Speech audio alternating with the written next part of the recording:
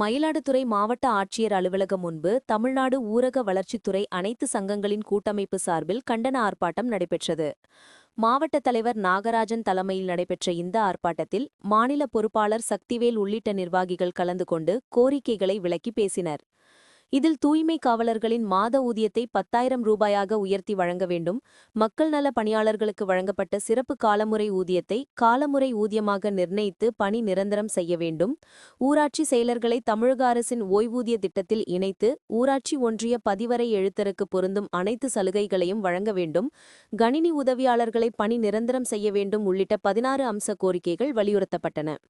இதில் தூய்மை காவலர்கள், மக்கள் நல பணியாளர்கள், மேல்நிலை நீர்த்தேக்க தொட்டி இயக்குபவர்கள், ஊராட்சி செயலர்கள், கணினி உதவியாளர்கள் உள்ளிட்ட ஊரக வளர்ச்சித் துறையின் அனைத்து சங்கங்களை சேர்ந்த 100க்கும் மேற்பட்டோர் கலந்து கொண்டு கோரிக்கைகளை நிறைவேற்ற வலியுறுத்தி கண்டன முழக்கங்களை எழுப்பினர். செய்திகளை உடனுக்குடன் தெரிந்து கொள்ள லைக் பண்ணுங்க, ஷேர் பண்ணுங்க, சப்ஸ்கிரைப் பண்ணுங்க, மறக்காம கமெண்ட் பண்ணுங்க.